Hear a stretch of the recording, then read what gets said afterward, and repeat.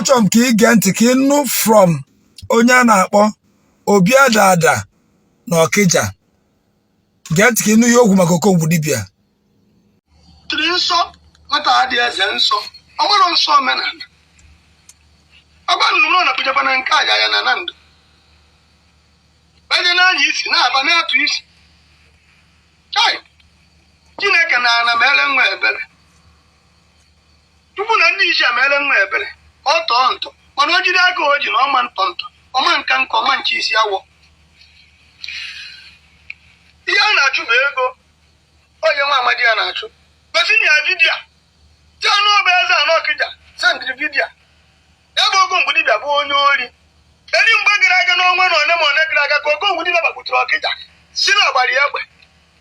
eso nweta ego ka a chọba ndị gburu Okongwu Dibia egbe afụzi ya Igbo ekene m unu Igbo ndị ọma njem unu ebulu mbata ụbọchị nke taata biko m okwu ajụ ebekwa na bụ okwu Okongwu Dibia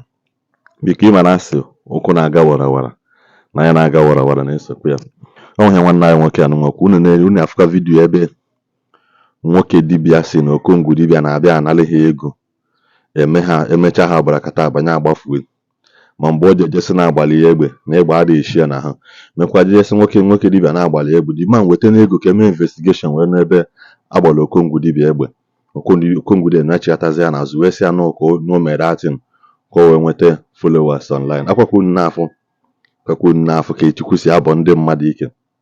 maka na ife ile na ihe ma na-ema nka ịmahụ na ndị mma a sị n'ebe amamihe onye ọzọ kwụsị ka nke onye ọzọ na-ebere biko na-eke na vidiyo ka unu fe ihe nwanne anyị nwoke ajụbie wee expose Okongwu Dibia akwa ebe ike abọrọ Okongwu Dibia ike na ama ịbọ like this Igbo na-eke na vidiyo ka unu fe ebe ọ bụ na ị na-anụ onu m ọmụ ka a na-akpọ Maazị Samuel Mgborukwe ebiko ọ bụ na ị na-anya n'ihe onyonyo ma ị ga-afụ onye a na-akpọ Okongwu Dibia. Okongwu Dibia nwere mgbe ọ kọrọ akụkọ si na enwe ndị na-achụ ya ji na ọ n'Ọkịja apụta gbaa ya egbe na ọdọ eshi na ọbahọ ọ narie ọ gaa many places ndị dibịa si na atụgo onye a na-arụsị nke atụ onye a na-arụsị nke a. Achọrọ m ka ị gee ntị ka ị nụ from onye a na-akpọ Obi Adada na Ọkịja. Gee ntị ka ị nụ ihe okwu maka Okongwu Dibia. Tiri nsọ nwata adị eze nsọ ọ nwere nsọ omenala ọgba nnụnụ na kụjekwa na nke aja ya na ndụ banye n'anya isi na-aba na-atụ isi Chineke na ana mere nwa ebere tupu na ndị Ishi mere nwa ebere ọ tọọ ntọ mana o jiri aka o ji na ọma ntọ ntọ ọma nka nka ọma nche isi awọ ihe a na-achụ bụ ego onye nwa amadi ya na-achụ gosi ya vidiyo jee n'ọba eze anọ Ọkịja sendịrị vidiyo ya bụ Okongwu Dibia bụ onye ori eri mgbe gara aga n'ọnwa na one ma one gara aga ka Okongwu Dibia gbagbuturu Ọkịja si na ọgbara ya egbe eso nweta ego ka a chọba ndị gburu Okongwu Dibia egbe afụzi ya ọ sịkwa na onye abịara ya edo ereji agbatazi onye anwa okwu ọnụ ọbụ ndị na-esi ya na kpọ ka e wee nwee ofere ụwa asị nwere afụgo na ịdị mmehie dị otu mgba ka ọ dị ofu ndụ gbasara unu niile n'isi taa ịtabụ ụbọchị bụ ahịa eke bụrụ ya dịrị unu bụ Igbo mma ọ ya dịrị unu mma na eke ọ ya dịrị unu mma na Oria ọ ya dịrị unu mma na Nkwọ onye ọbụla ihe ọma na-atọ ụtọ ihe ọma yeru anya ahụ aka ma ọ bụrụ na unu tinye aka ụmụ Igbo niile. Onye a na-akpọ Okongwu Dibia abịara m ịkọta afa gị abịara m ikwutọ gị maka na nkwutọ ọgụ onweghị uru ọ ga-abara m. Nkwutọ ọgụ na enweghị ego a ga-akwụ m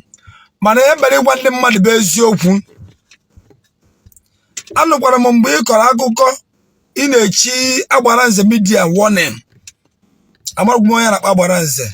ịsa na ị na-echi ya last warning na-echi ndị niile na-akpọ afa gị last warning. Okongwu Dibia enweghị nchọ ka m gwa gị sorry to use this word on you. You are a 419. Ewu 419 ị na-deceive youth. Ị na-edue ndị youth n'ọkụ. Ndị niile wu ndị dibịa ịgachago na be ha. Ise onye ọbụla sobe ndị dibịa nke ma esi na ịwọ adreesị ụmụ arụsị eweba arụsị itibeghị isi onye iruru ọkwụọ ụgwọ iti ya na your page tii nọmba ka esowe onye ahụ jide ụmụazị youth na-ana ndụ ha n'iyi ụmụazị youth na-ana ndụ ha n'iyi ịkọrọgba daa ihe wụwụ 419 n'elu onye na-akpọ Okongwu Dibia onye awụ 419 onye ifu enwere ihe na-akpọ paracetamol Okongwu Dibia ọ bụrụ inwe paracetamol gosi m ka mfụ inwere paracetamol iwu 419 you are deceiving my people ị na-edeceive ụmụaka ndị youth ọnwụ ike juru everywhere isi na ọ bụ ka ha na-agwọzi ịkọrọgba daa ka ị dị what kind of human being are you Okongwu Dibia ọtụtụ ndị mmadụ si na nna achọ followers n'aka nji wee na-ekwu maka Mathias Ezeaku followers nji eme gịnị ka enji followers eme ịnegodi m anya from head to toe ị ga-afụ na